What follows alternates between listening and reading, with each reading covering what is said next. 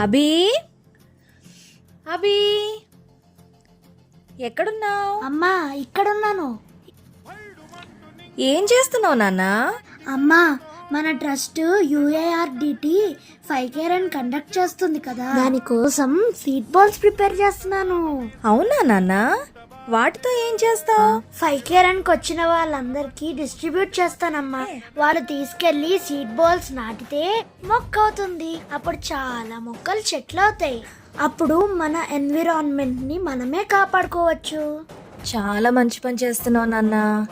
5K run necklace road దగ్గరే కదా?